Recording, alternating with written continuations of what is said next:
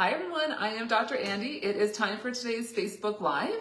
As I give all of you the opportunity to log on and join us today, I'll take a little bit of time and just give an introduction into who I am, a little bit about my background.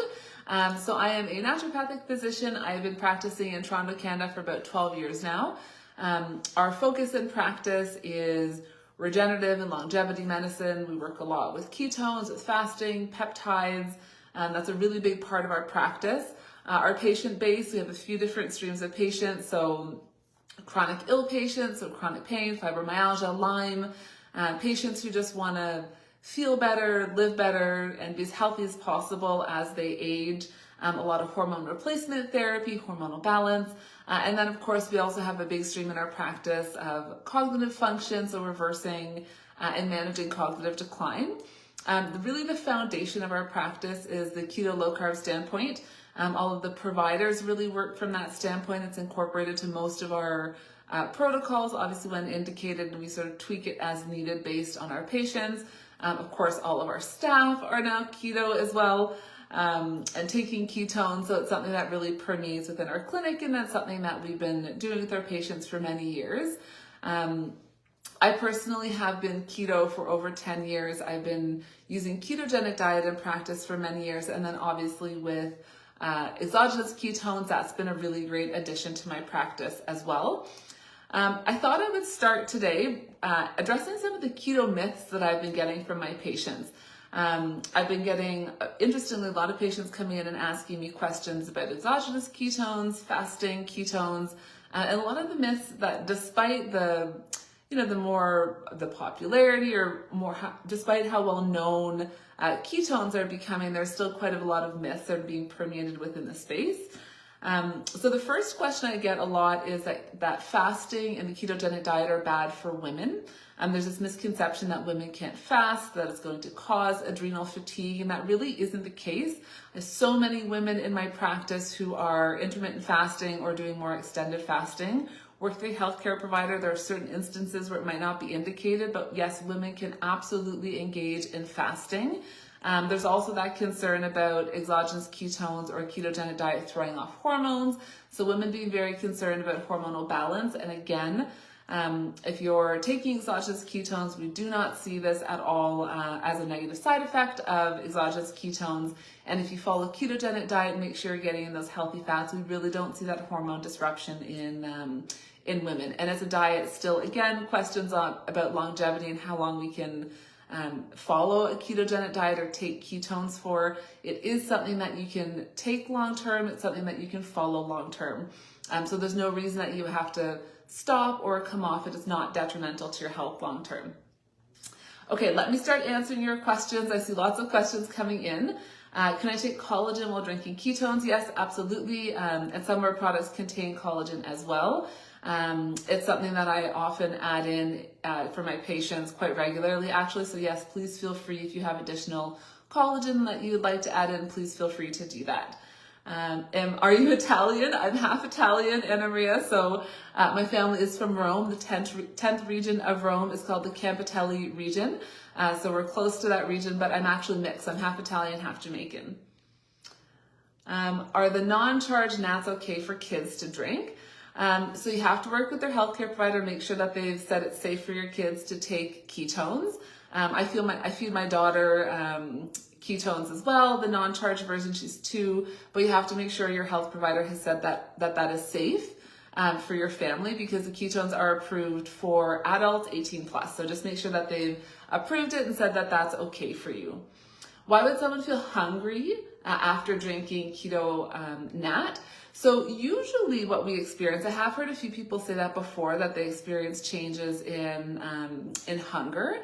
So usually what we're seeing with ketones is a suppression of appetite, suppression of food cravings. So that's the more likely outcome. So what I always say is that ketones are doing things internally that we can't always see. The impact it's having on our metabolism, on our hormones, our satiety and our hunger hormones, leptin and ghrelin. So my advice would be to give it some time. I know often we're looking for specific outcomes. Weight loss is something that often drives patients to taking exogenous ketones. Dr. Heather just did a great video a few days ago on weight loss, so I encourage you to watch that as well if you have a chance to do that. That is often what drives people to taking ketones, and so often they're looking for that appetite suppressant effect, or the changes in food cravings and things like that. And so if you don't experience that, just give it some time. Allow your body to adjust and adapt. There are things that are happening internally, things that are rebalancing internally that you can't necessarily see. So just give it a little bit of time to allow your body to adapt and adjust. Is it okay to drink ketones 3 times a day? Yes, absolutely. You can drink ketones more than once a day. If somebody is new, so if you're new here today, and you're sort of just starting to take exogenous ketones, start with just 1 serving a day. I usually encourage taking it in the morning. So take it in the morning on an empty stomach if you're able, and if it doesn't cause digestive issues, that's usually my recommendation. But you can absolutely take it 3 times a day. Depending on the outcome, I will have my patients take it multiple times a day if we're looking for a therapeutic outcome, or if people are looking to use it as a fuel for a workout in the afternoon. So yes, absolutely, you can take it multiple times a day, and that's not a problem. How do you get rid of excess fat in your belly from menopause? Oh, so many answers to that question. I work with a lot of menopausal women, so there are a lot of things that need to be addressed there. As you move into menopause, you become insulin resistant, your cortisol becomes higher. So both of those hormones, cortisol and insulin, cause fat storage, specifically around the middle. As your hormones go down, so you're losing estrogen, you're losing progesterone, and those hormones are really important for managing metabolism, inflammation, our blood sugar levels, our cholesterol levels, our blood pressure. So the loss of hormones is really key there. So you need to speak with a functional medicine provider and look into hormone replacement, and if that's an option for you. But that's really one of the best options. But weight gain, specifically in the middle in menopausal, postmenopausal women, I would say is one of the primary concerns. There are quite a few things that you can use to address that. The ketones of fasting are a great addition. The intermittent fasting is fantastic, or the 24-hour fasting as well, fantastic for bringing those insulin levels down on a regular basis. I find fasting is the fastest tool to add into anything else that you're doing to really see a great impact with respect to fat loss. So I'd look into the 24-hour fast, and then maybe even doing a reboot once a month. Increased heart rate, is it ketosis or is it the caffeine in ketones? So it's likely the caffeine, although you would know that if caffeine in general causes a change in your heart rate. So if you were to drink a cup of coffee, because again, it's equivalent, the amount of caffeine in the product is equivalent to the amount of caffeine in a cup of coffee. So you would know if you respond to caffeine in that way. But the best way to figure that out is to take the caffeine-free version and see if that makes a difference for you. More questions about collagen. Yes, you can absolutely continue taking collagen with your product. I have to have an epidural. So is that okay? So I wonder, is your question that, is it okay that you're drinking ketones and you have to have an epidural? So the answer, yes, most likely that's not a problem for you, but you have to talk to your healthcare provider. I don't know if this is for a C-section or a childbirth, or what the circumstances are around that. So I would work with your healthcare provider, make sure that's safe for you. If you're having surgery of some kind, usually they ask you to stop all supplements 2 to 3 days before the surgery anyway. So they may ask you to do that, and then same with 2 to 3 days after, and then you can start taking them afterwards. So again, you may likely have to stop 2 to 3 days before, then you can continue after that. Your kids have been drinking ketones for over 6 years. That's great. I'm so happy that that's working for them. Like I said, again, our product is approved for adults 18 plus, so just make sure that their doctors have said that that's safe for them. But there's a lot of research in the space of children and ketones. A lot of people are giving them to their children as well, so as long as your doctor says that's safe for them. So what's the difference between charged and non-charged? So again, the only difference is that one contains caffeine and one doesn't. You will still get the benefit of the ketones, especially the NAT, which has a greater absorption in it. So if you don't have ketones in there, sometimes that caffeine could help the absorption of the ketones.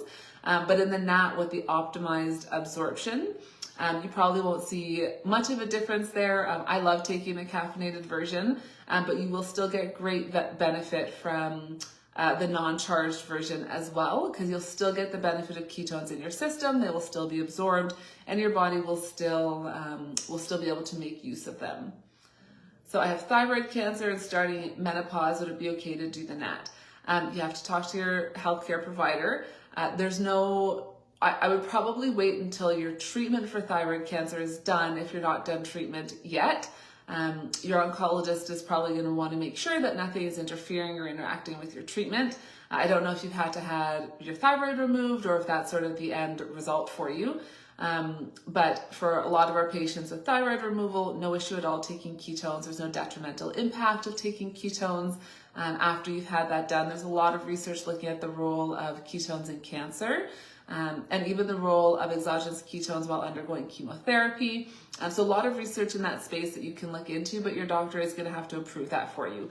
And then definitely for menopause, yes, absolutely, there's some benefit there with respect to those changes I was mentioning a little bit earlier when it comes to blood sugar, insulin, or cortisol levels. So there could be some benefit to that as well. Is it a good idea to eat while drinking ketones, or should I wait until after to eat? So I usually encourage taking ketones on an empty stomach. That's usually how I encourage my patients to take them. But some patients say that they have a little bit of gut disruption. So if you are having some gut disruption, if it's sort of giving you a little bit of reflux, or some people say they might get a little bit of diarrhea after that. So if that's the case for you, have a little bit of food, maybe some avocado, something like that. Not a problem at all. So have a little bit of food with your ketones. You'll still get the benefit of ketones in your system. But I do encourage taking on an empty stomach when possible, just so your body only has the pure ketones as its primary fuel source in your system. MCT, how do I take it? Yes, you can put it in your coffee.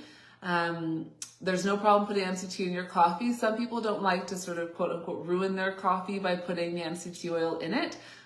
Because there's no flavor really of the MCT, I often just tell people to take a tablespoon. So just take a tablespoon on its own, and then you can drink your coffee separately if you don't want to mix them together. And then just remember, if you do mix it, use a little hand frother just to make sure you're helping to mix all those oils in. Why would urine strips say not in ketosis, but you're drinking it 2 times a day? So a few reasons. I wouldn't test through urine strips. I would test through blood. So we want to get our blood ketone levels measured. That's the most accurate way to measure our ketone levels overall. As you become keto adapted, your body's ability to absorb ketones will improve and increase. And ketones are water soluble, so they only come out in your urine when you haven't used them. So what you're not using is what you see in the urine. So eventually, if your body is using everything, you're not releasing it into the urine, which is why your urine strips would be negative.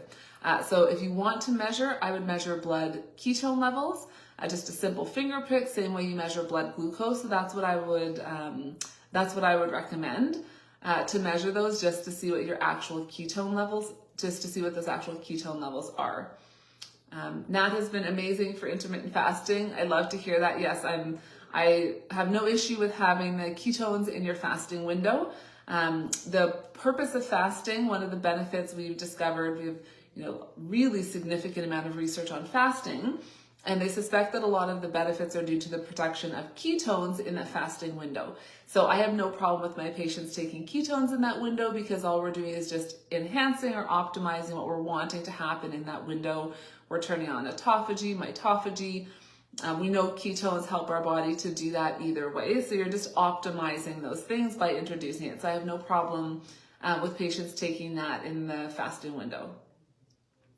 So if a patient has type 1 diabetes, could NAT cause them to have ketoacidosis? So ketones are generally safe for most people. The two groups of individuals who do have to be cautious are type 1 and type 2 diabetics. Type 2 more late stage when they're needing to take insulin. So the only time that that's a concern for a type 1 diabetic, if they're not a controlled diabetic. Diabetic ketoacidosis will happen when we don't have insulin in our system. If you have insulin in your system, it's not really possible for that to occur. Obviously with type 1 diabetics, the problem is their body's not making insulin.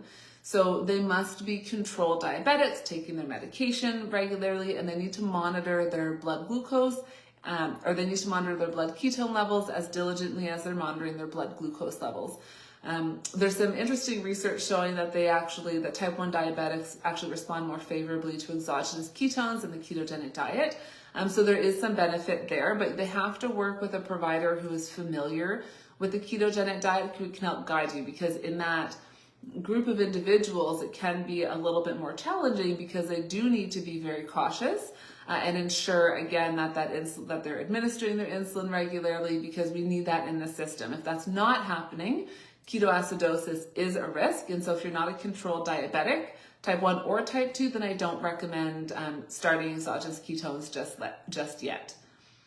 What if you're not trying to lose weight? That's fine. So ketones, again, are not a weight loss supplement. That's not what they are. They're not designed as a weight loss supplement.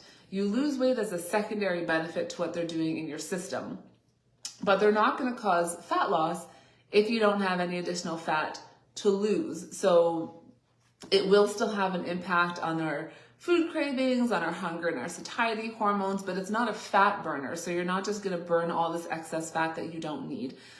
So I wouldn't be concerned about that if you're not trying to lose weight. Again, it's not going to cause this massive fat loss for you, so I wouldn't be concerned about that. And there are, again, the fat loss and weight loss component is what often drives people to this conversation, but there are so many more benefits to beta-hydroxybutyrate than just fat loss.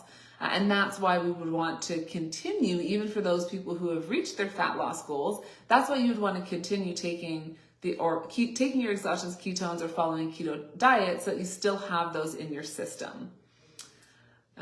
You have colitis, you have approval from your doctor to take ketones, you take meds. So what do I suggest? So I think you're saying you still have diarrhea when you take the ketones, or I don't know if you're saying if you have diarrhea from the ketones or from the colitis.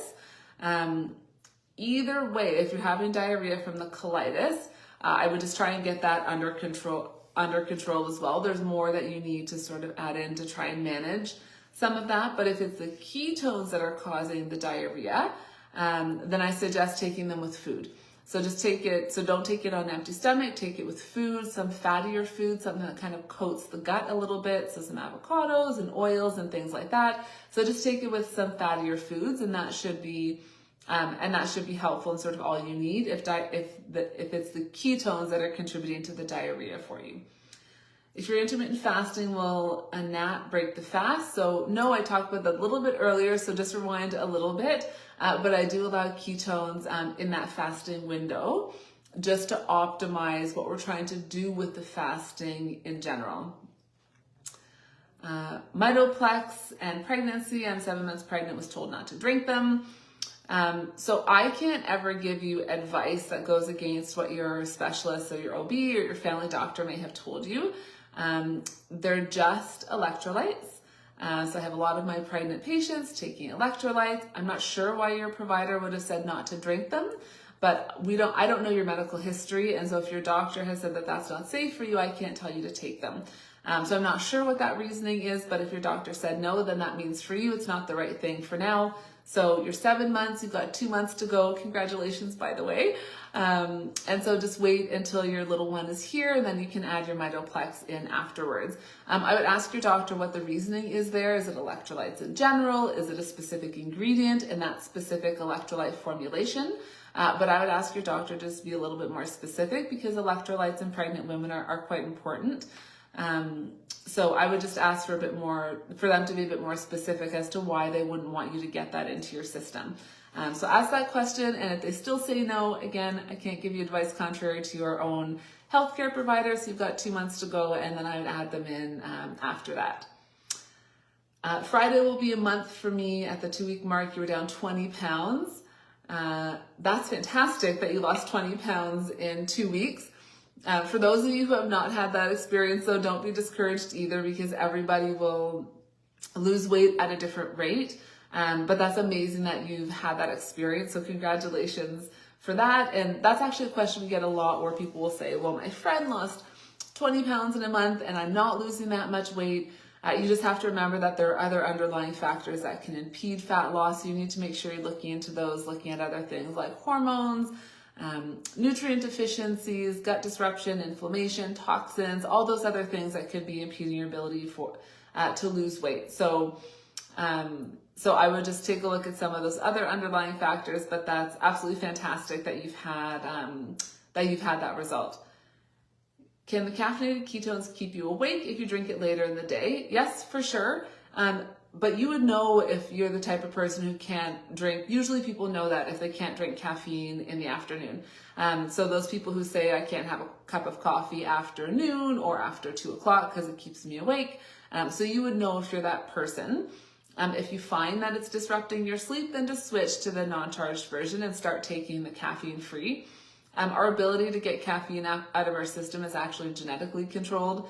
Some of us are super fast metabolizers, like me. I could drink a cup of coffee at 10 p.m. and go straight to bed. Other people are very slow metabolizers genetically, so just they keep it in their system, and those are generally the people who will say, I'll drink a cup of coffee at 2 in the afternoon and I'm awake until 2 in the morning. So if that's you, then you need the uncharged version. Maybe do it charged in the morning, uncharged in the afternoon. So if you respond that way to coffee or tea, then you'll respond that way to the caffeine in here as well. So just switch the form that you're taking. That's all, and that should solve that problem. Ketones and thyroid issues. So lots of questions about thyroid. We get a lot of questions about thyroid in general. I talked about that a little bit when I started the call earlier today. A lot of people are concerned that exogenous ketones will disrupt thyroid hormone. We have no evidence to support that that's true. I don't see that clinically either, that taking ketones will disrupt your thyroid. And there's no real contraindication. If you have a thyroid issue, there's no real contraindication as why you shouldn't be able to take it. But of course, work with your healthcare provider, make sure that they said it's safe for you. There's often a concern as well with the ketogenic diet and thyroid. So I touched on that at the beginning of the call as well. As long as you're getting those good healthy fats into your system, and we need fats to create hormones. We need that for thyroid hormones, for our sex hormones. So if you're getting those good healthy fats in, we don't generally see hormone disruption. So I generally only see that when somebody is following a keto diet, but they're eating mostly protein and veggies. And they're just not getting those healthy fats in, but we need the fats to create hormones. So you just have to make sure from a dietary standpoint that you're balancing that out effectively. You've never had a ketone strip tell you're in ketosis, even though you're steadily losing weight. So same thing, use blood ketones instead of urinary ketones. If you're not following a ketogenic diet and you're taking exogenous ketones and you want to take it 40 to 60 minutes after you've taken the ketones to see if it's in your blood, you can get those strips online. So very easy to purchase online to get those.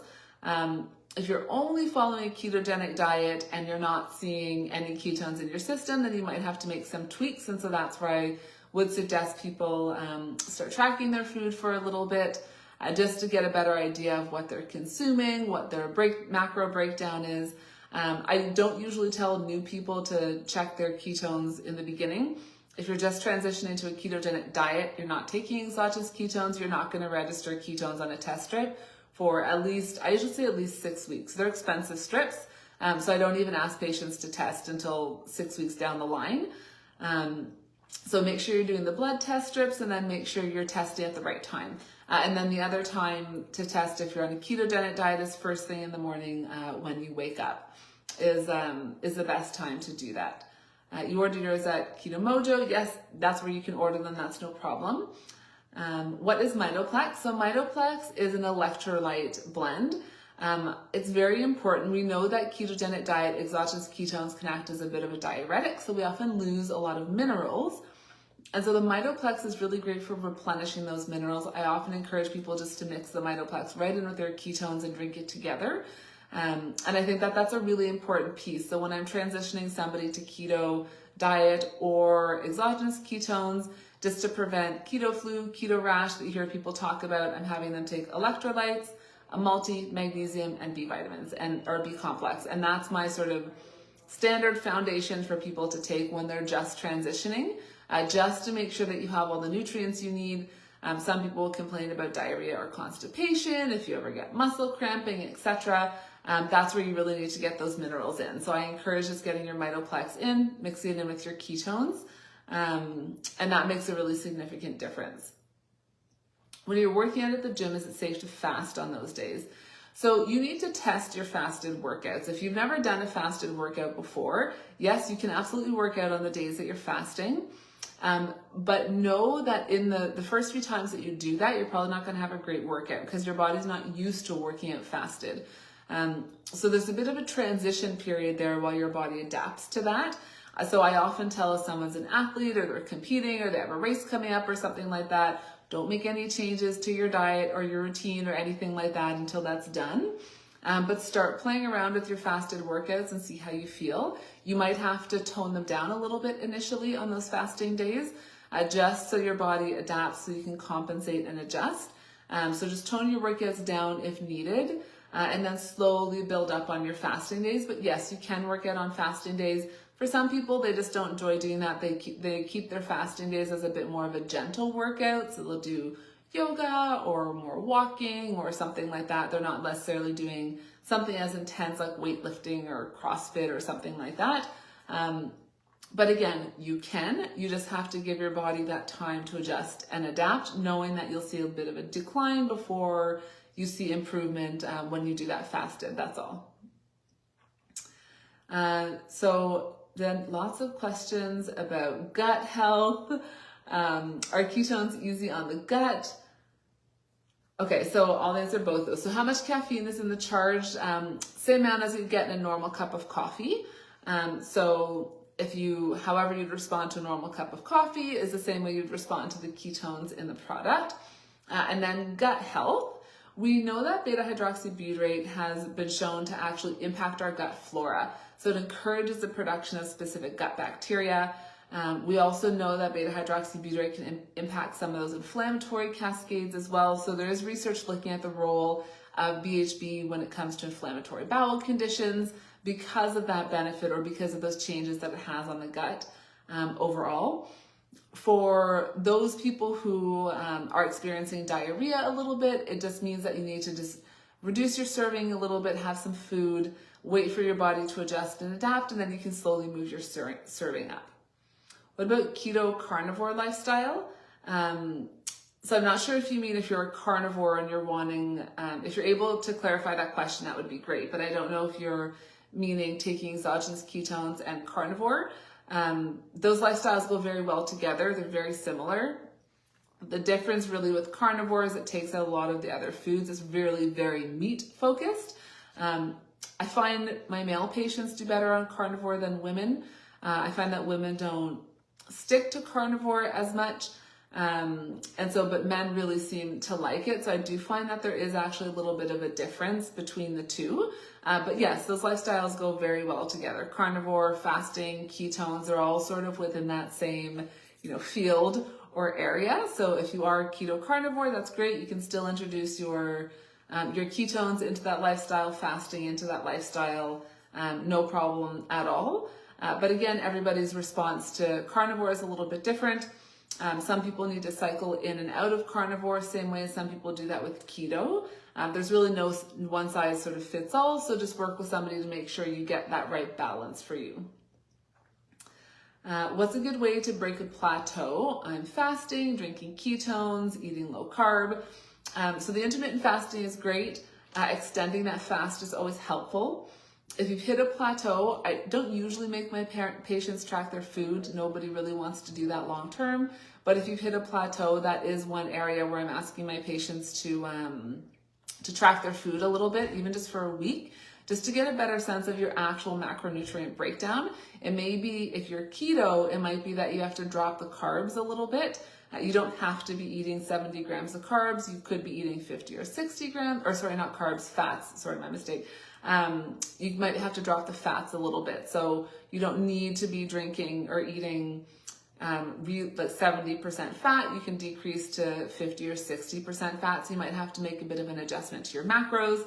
And then you have to look at the other things that might be impeding your fat loss. So hormones, and I touched on that a little bit earlier. So microbiome, toxins, hormones, if you're losing your hormones at all, thyroid disruption, all of those things. So make sure you get assessed by a functional medicine doctor who can really address all of those things for you. So that is it for our time today, everybody. Those 30 minutes always fly by. I will try and go back and answer those questions for you, as I always do for some that I have missed. But this is always my favorite time of the week, so I hope I answered most of your questions, and enjoy the rest of your week. Stay healthy, everyone.